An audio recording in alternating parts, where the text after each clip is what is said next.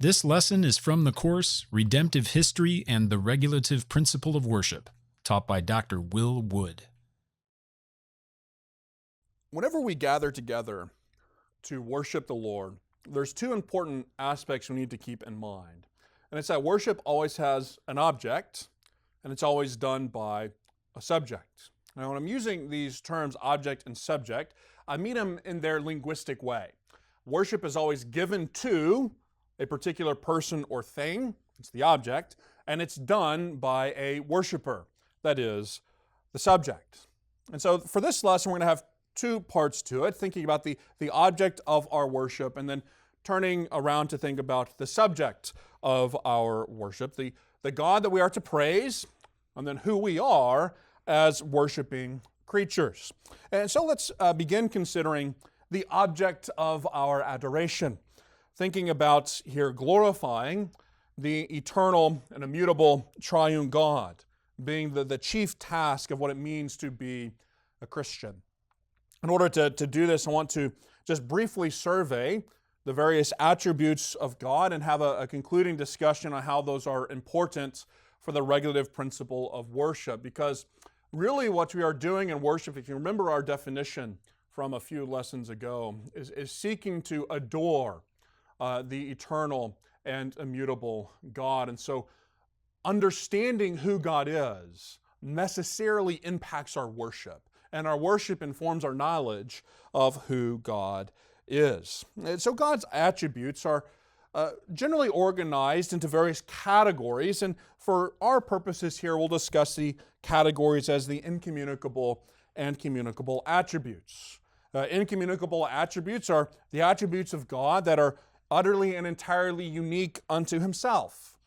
And the communicable ones are attributes that God has created man in His image to have a sort of vestige or a creaturely representation of in us. So we are image bearers and have some of these attributes of God in a creaturely manner. So first, thinking about some of the incommunicable attributes, and for this section, I'm following largely the work of both Herman Bavinck and Gerhardus Voss and their various Reformed dogmatics. And so if you want a multi-hundred-page recitation of theology proper, you can go and open up Bavinck's Reformed Dogmatics in Volume 2, which will have a very helpful overview of these particular attributes. And the first one to consider is God's aseity. To discuss God as say is to confess His utter independence and His utter self-sufficiency. It is to say that all God is, He has in Himself and He always was.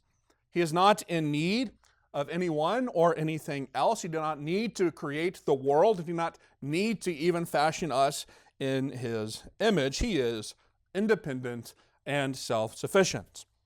Bavinck, I think, defines it well when he says, as is evident from the word aseity, God is exclusively from Himself, not in the sense of being self-caused, but being from eternity to eternity who He is, being, not becoming.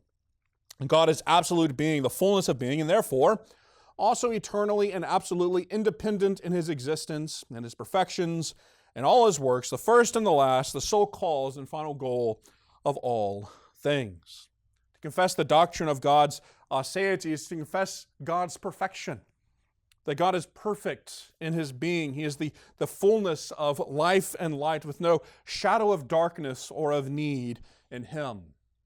For Him to be ase is for Him to be Yahweh, the great I am, from Exodus chapter 3. The confession of God's aseity naturally leads to His immutability. God does not change either in Himself nor in His relationship to creation. He does not take on additional attributes or change who He is. Malachi 3:6 makes this very clear. Gerhardus Voss defines God's immutability as, quote, that perfection in God whereby He is exalted above all being and becoming, exalted above all becoming and development, as well as above all diminution, and remains the same eternally. Think of what we would confess if we would confess that God does change either in Himself or in His relation to creation. We would have to confess that God is either less perfect and needs to become more perfect, or that he is more perfect and changes to become less perfect. And so as an entailment of God's absolute perfection, we must say that God does not change. And the immutability of God is one of the great confessions of the Christian church that grounds our great hope in God. The Lord our God does not change, therefore you, O children of Jacob, are not consumed, the prophet Malachi says in Malachi 3:6. The assurance of our salvation is in the reality that God does not change. Otherwise, what assurance could we have? God can change towards us. From God's immutability, we can think of God's eternality. God's eternality can be defined as his transcendence in relationship to time. His eternality is not the infinitude of time, otherwise time itself would be God, but rather it's his perfection and his immutability in relationship to time. You see, time has a beginning, right? Genesis 1:1, in the beginning. But God simply is. And so to speak of God's eternality is to speak of his perfection, his perpetual existence as the one who simply is. Voss defines it as that attribute of God whereby he is exalted above all limitations of time, all succession of time, and in a single indivisible present, possesses the content of his life perfectly, and as such is the cause of time. God does not dwell in this arena that is called eternity. God is eternal. God's perfection in relationship to time can also be applied in another way and talk about God's perfection in relationship to place. So just as God transcends time, so also he transcends space. Neither the heavens above nor the earth beneath can contain him, as Solomon says in 1 Kings chapter 8. Everything in creation is somewhere. And because everything in creation is somewhere, it is measurable. But God is immeasurable.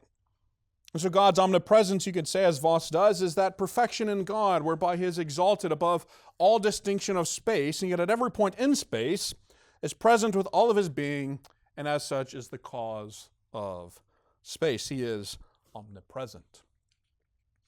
While we confess God's inertality, his omnipresence, his aseity, and his immutability, we also, as the final incommunicable attribute, confess his simplicity. Now, to confess God's simplicity is not to say that God is simple or easy to understand, if that's the definition of simple that you are using. It is to confess that God is not composed of his attributes, but is his attributes. But as Bavinck says, every attribute of God is identical with his essence. God is not composed of parts. He is not 50% holiness, 25% righteousness, 10% immutable, so on and so forth. He is holy. He is righteous. Simplicity is that attribute of God whereby he is free of all composition and distinction. See, think what we would confess if we believed that God was composite or made of parts, or his attributes combine to make who he is in a sort of 10% this, 20% that way. We would be confessing that there is actually something more basic and more perfect than God himself. And so righteousness, for example, will be an ethical standard that is above and outside of and beyond God, and something that God himself conforms to, not something that God himself is. And so whenever we're thinking about attributes, we'll get into these in a minute, like righteousness and holiness and justice, we need to remember that they're not abstract categories that God conforms to. They're attributes of who God is that he calls us to conform to in those things. God is who he is. He is simple, and he is sufficient in himself. And so God's incommunicable attributes are those things that are completely and utterly unique in God himself. But there are also another category of attributes called the communicable attributes that have some vestige in creatures made in his image. Now, to be sure, God is these things in a way that we are not. You see, the simple, the infinite, and the immutable God creates complex, finite, immutable creatures in a vestige of his own nature. To look at these, we'll follow the order that Bavinck does in his Reformed Dogmatics, think about who God is as spirit, and then organize them as intellectual, ethical, and sovereign attributes. God is spirit. Right? Genesis 1:2, John 4:24. And God, as spirit, creates man by fashioning him out of the dust, and then in a special act of inbreathing, creates man after his image. Genesis chapter 2, verse 7. And so the God who is spirit breathes spiritual life into man, creating us into what we can call a psychosomatic whole, body and spirit. So God, creating us in this fashion, gives us these reasonable souls in order to be made in His image and offer up worship in accordance with God who is spirit. There's also the intellectual attributes, or these attributes that include everything about God's consciousness, His knowledge, and His will, particularly His knowledge, wisdom, and trustworthiness. So God's perfect knowledge is such that He does not learn, nor does He come to know. He does not need to study, to learn things like we do in our lives, but by nature He knows and ordains all things. We'll call this His omniscience. Right? Isaiah 40, verses 12 through 16 is emphatic about this, where it repeatedly throughout this section talks about how God does not learn, nor does God come to know, nor is He taught by man. And that passage is remarkable for the prophet Isaiah, because it actually begins a whole section that extends from Isaiah 40 to Isaiah 48, dealing with a robust anti-idol polemic. And the foundation of that is God's immutability and omniscience, and how creaturely contingencies don't go back and make God, therefore, a contingent. He doesn't learn these things. He's not in the process of becoming as we are. And because of that, because God is who He is and He is perfectly omniscient, the rationale from Isaiah 40 through 48 is simply this: God is the one who is to be worshiped, not man and not idols that we fashion after our own image. In fact, there is a refrain throughout those chapters: He is the one who is. And so we worship the one who is, and the one who is perfectly knowledgeable. But God also creates us after His image with knowledge of Him, the sensus divinitatis, as Calvin would call it. God is also all-wise. Wisdom is personified as God in Proverbs chapter 8, and it's an image calling us even to fear the Lord, where fearing God is the pathway into wisdom. Is that not what Solomon tells us in Proverbs 1:7, where the beginning of wisdom is the fear of the Lord? And then lastly, among the intellectual attributes, God is truth. When we speak of God's truthfulness in more than one way, we can think about His truth in essence, the veracity of things. As metaphysical truth, you could say, truth in an ethical way would be telling the truth, or speaking the truth, or having true words, and everything God says is always true. Or we can speak of truth in the logical sense, a correspondence between thought and reality. And all of these things are true and perfectly true of God. But God also creates us to have an intellect, to think, and to have a logical mind, and to reason through various things as well. There are also the moral attributes of God. These deal with who God is as good and holy and righteous and just.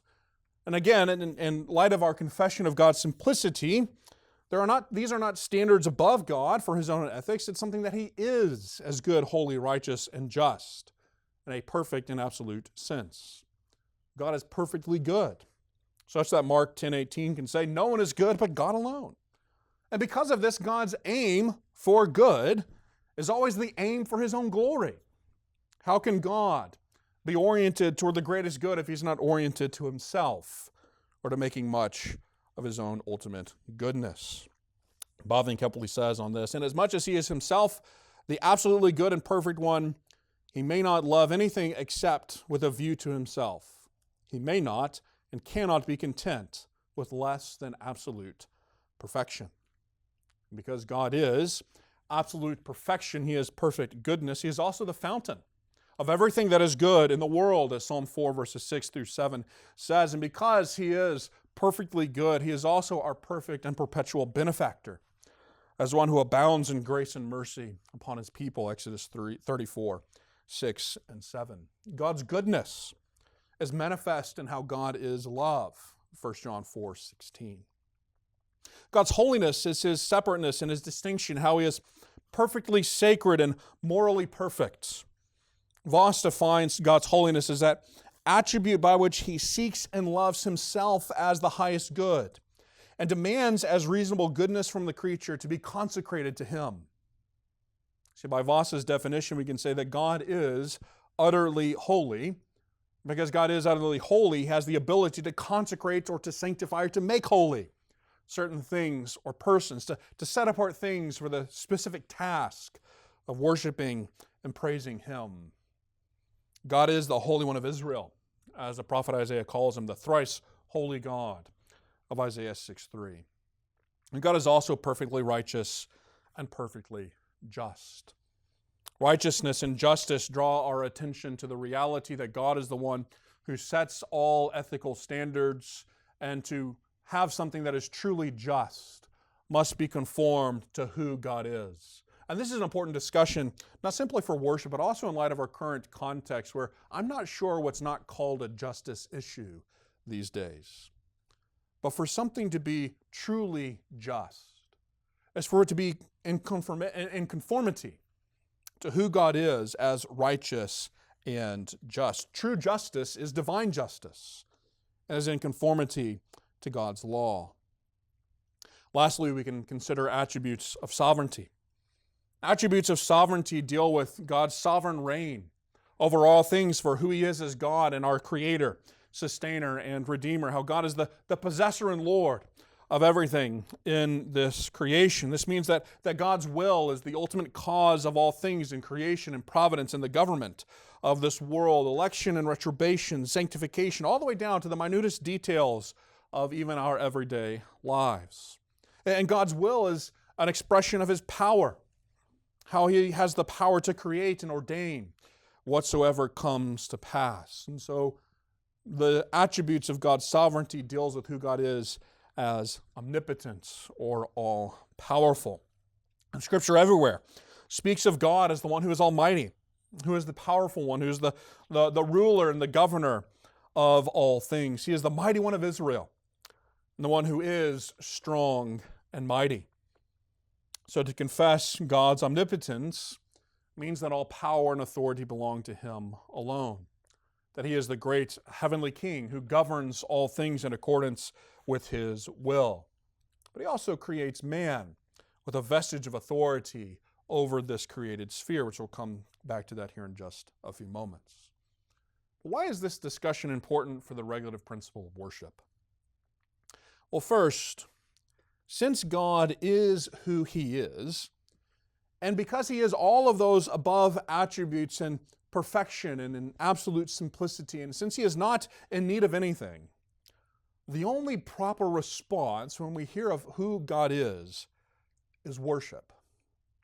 Confessing the majesty and glory of the eternal and immutable triune God who has life and glory and goodness and blessedness in and of himself and is alone unto himself all-sufficient, as the confession says in Westminster Confession 2:2, should lead the creature to adoration of our Creator and our God.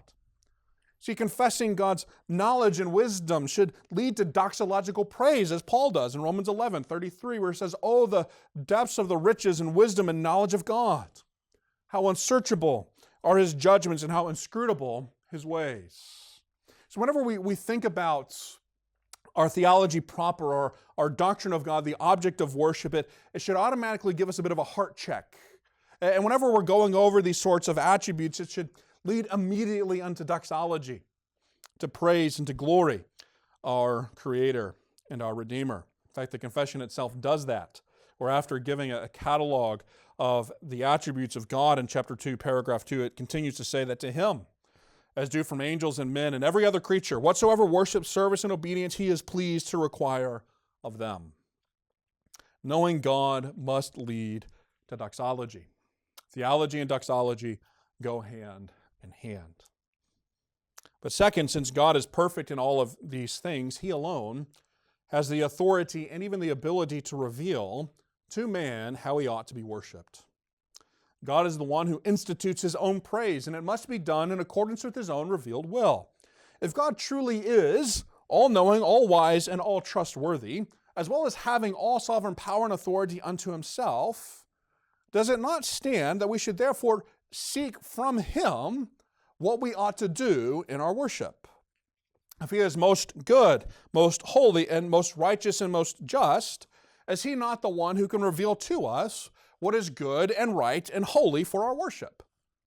Does not the omnipotent God have the authority to require from us whatever he so desires? And because he is wholly distinct from creatures as the Creator God who is eternal and immutable, does it not call all creatures to submit to our Creator? You see, the regulative principle of worship is really an entailment from theology proper. It tells us that God is the only one who has authority to demand acts of worship, to reveal how he ought to be praised, and therefore we as creatures ought to submit to that call, and that to do so is not to our detriment, but rather to our benefit. That submission to God's will for worship is actually freeing for the worshiper. Because think of what we are confessing here. The regulative principle of worship frees us to know without a shadow of a doubt that our worship of God is pleasing unto him. If we follow God's instructions in God's word and how we ought to be worshiped, and whenever we enter into the presence of our divine King and the sovereign Creator of all things, then we know that we are offering up to him praise that is proper and pleasing unto him in our adoration. The regulative principle, deriving from our theology proper, drives us to acknowledge that the only way to please God is in accordance with how he calls us to do so. And it frees us from all the traditions of men and every enticement, even of Satan, as the confession will talk about, to know that our worship is offered to him and is pleasing in his sight.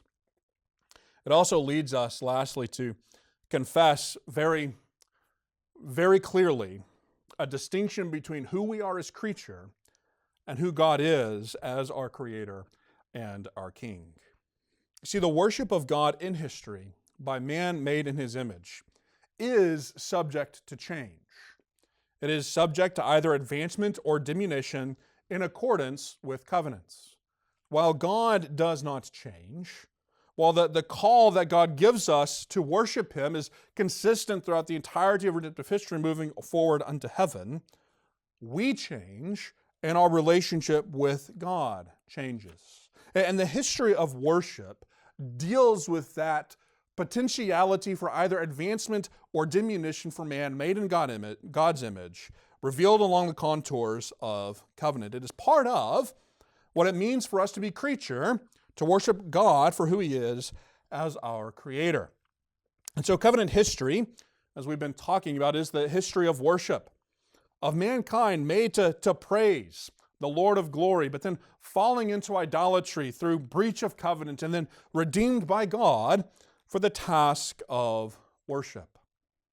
We, made in the image of God, are still mutable creatures, and our worship in light of that is going to have an entire history to it. So while our worship has an object, we now shift in our consideration to think of worship also having a subject, how the creature is called to worship and make much of our Creator. And for this we need to consider how mankind, by the very nature of being made in the image of God, was made for the task of praise. Mankind was made for worship. Scott Hahn, one commentator or one scholar talking about worship in an article he wrote, Worship in the Word toward a Liturgical Hermeneutic, calls mankind a homo liturgicus. That is, we are people for praise. And considering the imago Dei, the image of God, from the perspective of worship, a basic idea develops where man was created both in and for a religious relationship and fellowship with God that is marked by worship. That worship is not a secondary element of what it means to be human, but essential to what it means to be the image of God. And so Voss says in his Reformed Dogmatics, according to our conception, that is of the Reformed, our entire nature should not be free from God at any point. The nature of man must be worship from beginning to end. Similarly, another scholar, Richard Lentz, in a book he wrote, Identity and Idolatry, argues that the image of God was a title given to humans as creatures called to worship their Creator. It is the Imago Dei, the image of God, that presents the initial point of contact where man has a true bona fide relation or covenantal communion bond with the Lord of glory that is expressed through our worship. And to look at this, we can think about our natural religious fellowship with God created in His image in the Garden of Eden. In Genesis 1 and 2, God makes man after His image for the task of worship. And He does so by creating us as an archetype to who He is as our divine archetype. In Genesis 1:26, it says, "Let us make man in our image after our likeness." God Himself making man after Himself. The terms here, image and likeness, are essentially synonymous. And they're meant to take us to understand that God is revealing Himself as the archetypal pattern after man, the worshiper, is made. And a core idea of image, therefore, and man in the image of God, is that we are made according to the heavenly archetype of God Himself. We are the creaturely archetype of a heavenly divine archetype. Man is made like a stamp upon a page or a statue by a sculptor into the image of the divine architect. And so that the whole person, body and soul, bears the stamp of divine similitude, of divine image. And this provides a very important point of contact for our discussion of worship. You see, a key aspect of the regulative principle is that the worship of man must be revealed by God and follow the pattern of heaven. So notice the connection. The worshiper, as image of God, is made in a concreated, natural religious fellowship with God. And as man is made as an archetype of the divine archetype, so also man's worship is meant to be an archetype of the heavenly archetype. The worship, no less, or the worshiper, no less than the task of worship, is according to the pattern of heaven. And the importance of this for just a theology of who man is and how it plays out in the worship is this, is that man is created in and for a religious relationship with God marked by praise. Man does not need to participate in the divine nature or become divine or to have a super added gift on top of it in order to express this relation. It is part of what it means to be human. Humanity's natural state as image entails an appropriateness of relation with the King of Glory, where you are made to relate as a creature to the Creator through covenant in worship. That's what I mean by concreated here. That mankind in the garden was actually made with a natural knowledge of God and a natural relationship with God that was oriented to worship and to magnifying their Creator. But what exactly does it mean to be image of God?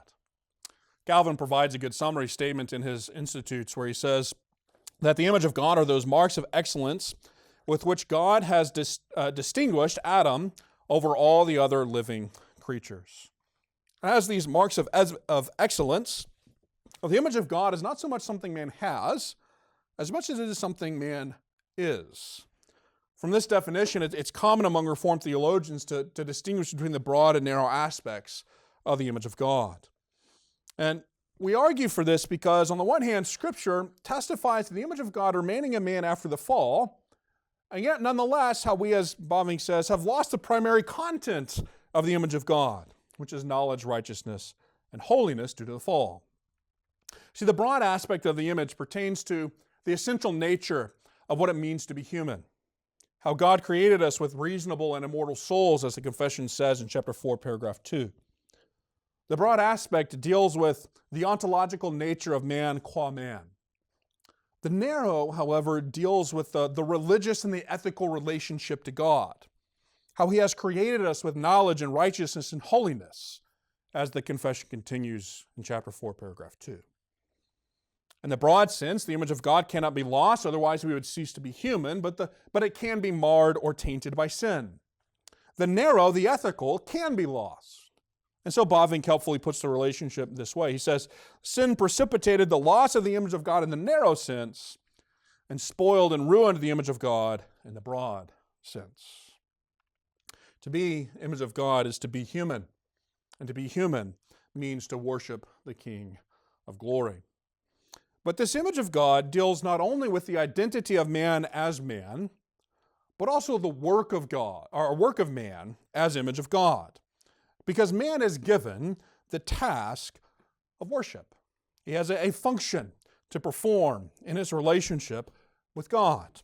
And the garden narrative reveals this task in two interrelated features. First, Adam as covenant head of humanity, and then second, in his offices of prophet, priest, and king, both of which are oriented to praise. God made Adam as the mediator of the original covenant. He is the mediator through whom mankind would relate by means of covenant to God. Federal headship or covenant headship is the manner that God relates to humanity. And part of that headship is leading the represented persons in proper religious life with the Lord of glory. It was Adam's task as the covenant head to lead humanity, which will come from him through natural generation, and proper worship. His function as the head of humanity was to worship and glorify God in all his work. See, if we're thinking about the head of worship in a biblical concept, the head of worship is a mediator of the covenant. The whole idea that we have today of a worship leader or something like that that does only one thing in the worship service is completely foreign to the Bible. What we do have is covenant mediators. And covenant mediators who then lead the people in their proper worship. And in the New Covenant age, we have the mediator, Christ, and then Christ's ministers or under-shepherds who lead the worship of his church. Adam as covenant head then inhabits the office of covenant mediation, or the offices rather, of prophet, priest, and king, each of which is oriented to worship in its own ways. As prophet, Adam is made in the image of God by the power of the Spirit through that special act of inbreathing, installing him on Mount Eden, the garden of the Lord, as his prophet. And as prophet, Adam is given a covenant word, and he's charged to keep and to maintain that word. Man, as a covenanted being created in natural religious fellowship with God, is headed by a prophet, through whom the requirements of the covenant and its attendant worship would be made known. See, it's important to remember in the progress of the narrative of Genesis chapter 2 that the covenant of works is revealed to Adam prior to the creation of any other person.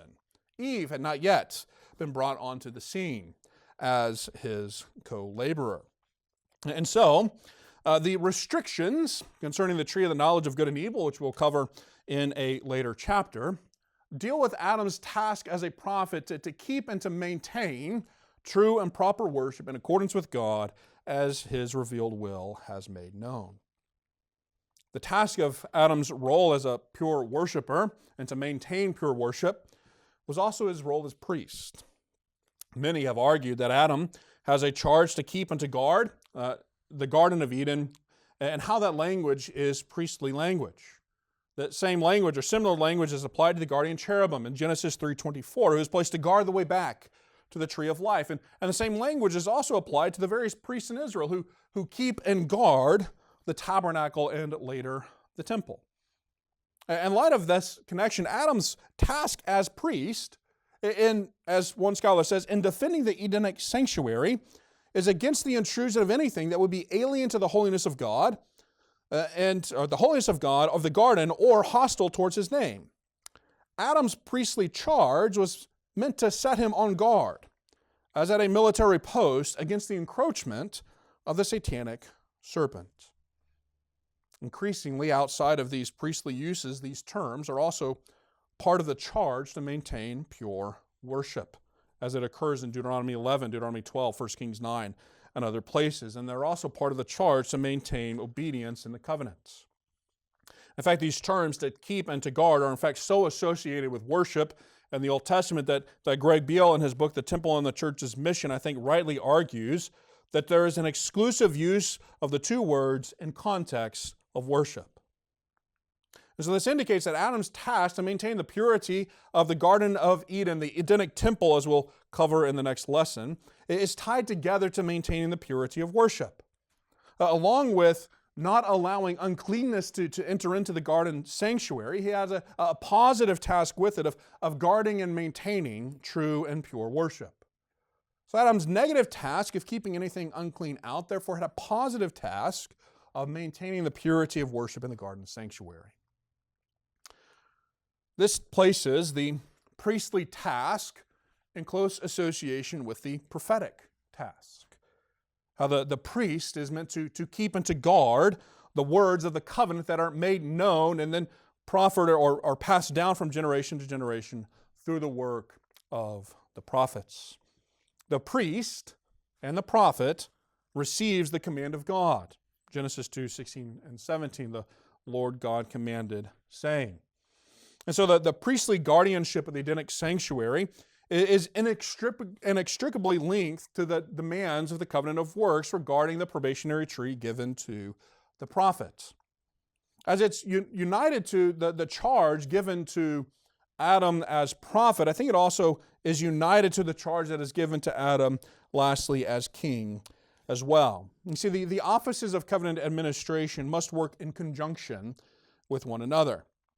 So Adam is commissioned as a vice king in the garden temple, called to exemplify the work of Genesis 1:28, to subdue and have dominion over all the earth and over all the creatures. And two main features can be associated with Adam's task as king, each of them corresponding to the two terms, rule and subdue, in Genesis 1:28. First, Adam and mankind in him is given dominion over the earth, specifically over the creatures of the earth, to rule over the fish of the sea and over the birds of the heavens, over the livestock and over all the earth and every creeping thing that creeps on the earth, as Genesis 1:28 says.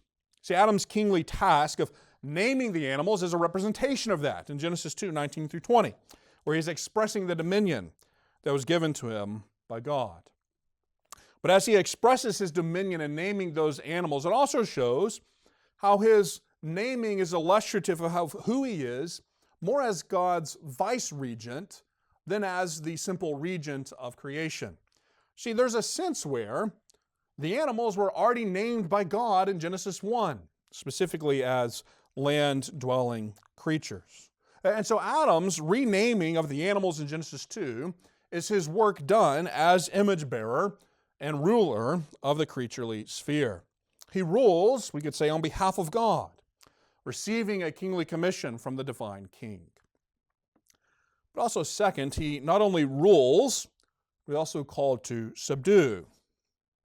Of the 14 uses of the verb to subdue in the Old Testament, it everywhere carries the connotation of military expansion or subjugation. Most importantly, the only other uses in the Pentateuch are in the book of Numbers, and they pertain to Israel's conquest of the land, which we'll see in a later lesson. It's meant to be a redemptively reacquired and advanced Eden-like realm. Now, while the act of conquering enemies is unique to the post-lapsarian setting of the Edenic realm first needing to be purged of uncleanness prior to its habitation by a holy people for holy worship, its use in Genesis 1 is illustrative of Adam's task as king, where through the multiplication of a holy offspring, Adam as king is commissioned to fill the earth with the image bearers of God.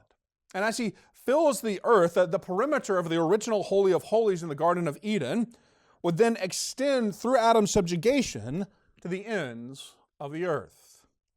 Adam as king, we could say, is given a temple building task, as God himself constructs the original archetypal temple, heaven, and the archetypal temple, Eden, in earth, or a macrocosmic temple in the earth, and a microcosmic, or you could say an initial representation of the Holy of Holies in the Garden of Eden. Adam's task is then to take that and to fill the whole earth with the glory of the Lord. He was created by God with his task as king, with the ultimate goal of filling the entirety of the earth and spreading the Edenic border to an all-encompassing Holy of Holies. In effect, a task to enter into an epoch and place of eternal Sabbath rest, where his work to subjugate the ends of the earth would reach a climactic end in a realm of climactic eschatological rest, a pattern of work unto rest, where Adam would be given the right, if he is obedient to God's word and fulfilling his covenant task, to eat of the tree of life. So is also why I think Adam is not set in the Garden of Eden, but rather made to rest in the Garden of Eden, because it's taken him to consider the prospect of kingly rest on the other side of his work. And so Adam, created as prophet, priest, and king, is set up as a covenant mediator for the task of ruling the people of God for worship.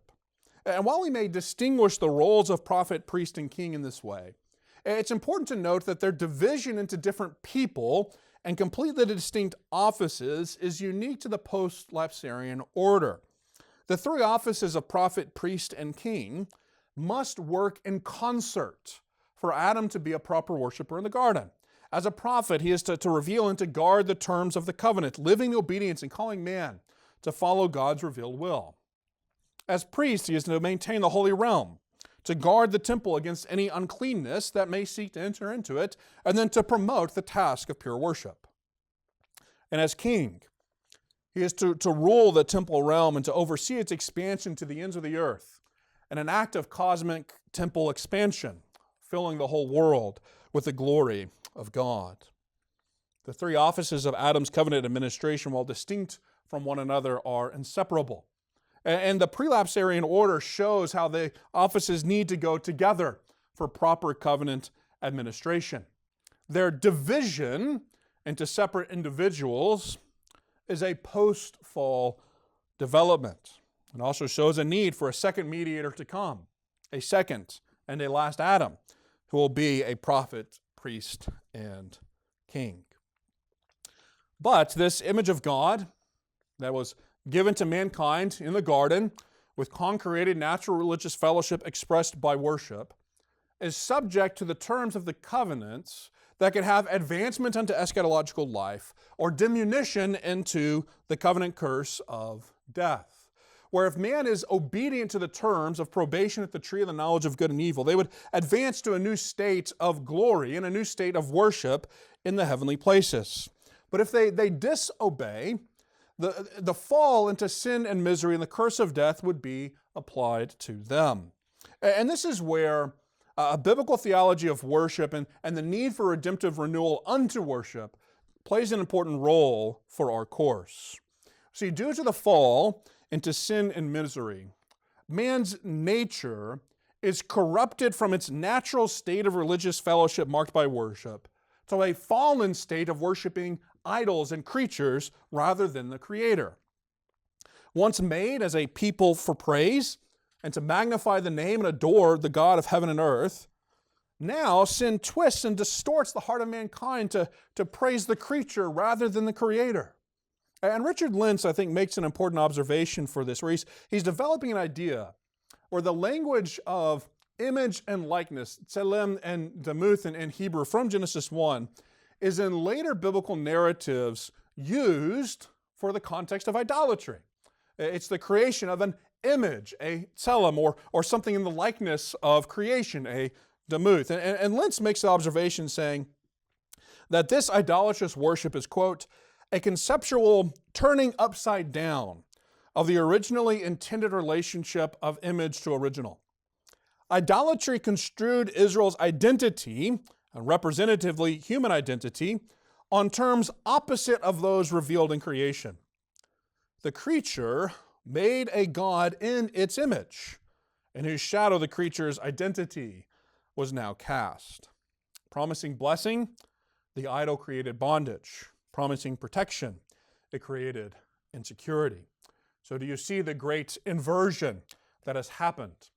Where man, instead of worshiping God as image of God, now worships creation made in the image of ourselves or in the image of other items in the creaturely order. Instead of being proper image bearers praising our Creator, now we praise other images that we have made ourselves. And as we do so, our own minds are confronted with our idolatry and twisted and turned to make much of ourselves and to make much of creatures rather than to make much of our Creator. Calvin, I think, rightly puts it, saying, quote, "Man's mind, full as it is of pride and boldness, dares to imagine a God according to its own capacity." And so instead of a properly functioning image bearer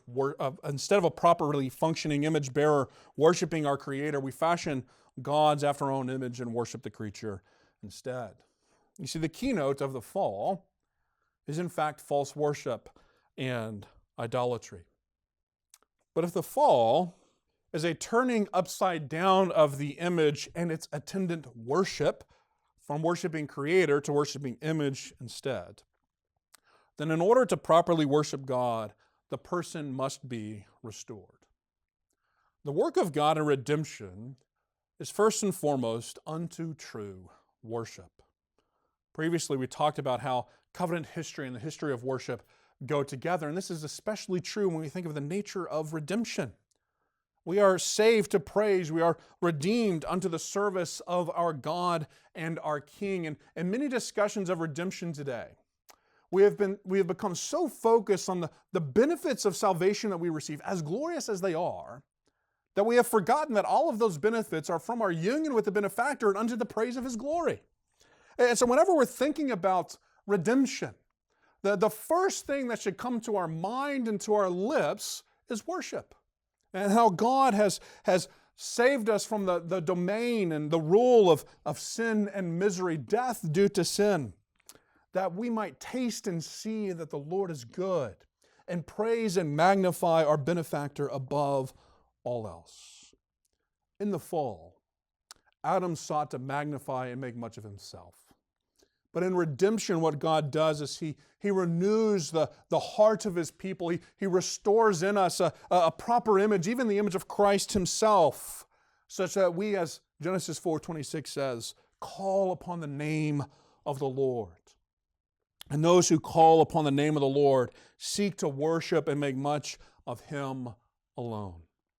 Isn't that the first thing that Abram does when he is called out of the land of the east, the place of exile, out of the presence of God, and enters into the land as the recipient of God's promises, but build an altar and to call upon the name of the Lord? Genesis chapter 12, verse 8. Isn't this the purpose of the great redemption out of Exodus, out of Egypt itself, where the Lord draws His people to Himself that they would worship Him on His holy mountain? In Exodus chapter 3, to be restored to communion with Him as a kingdom of priests and a holy nation. See, God's work of redemption is the gathering and renewing of worshipers so that they would call upon the name of the Lord and worship Him with one accord, as the prophet Zephaniah says in Zephaniah chapter 3, verse 9. God's work of redemption, His mighty acts to save, are unto the praise of His glorious grace. Thank you for listening to this lesson from Reformed Academy. We trust it has been a blessing to you, and we encourage you to use this course in your church or otherwise share it with others who may benefit from this teaching. At Reformed Forum, we are committed to providing redemptive historical, biblical, and theological education freely to people around the world. All of our courses are available online at reformedforum.org, many with Spanish and Chinese subtitles, all entirely for free. If you would like to support our mission and help us continue offering these valuable resources, please visit reformedforum.org/donate. With your partnership, more people can access sound, Reformed teaching, and together, by God's grace, we can equip the next generation of church leaders for faithful service.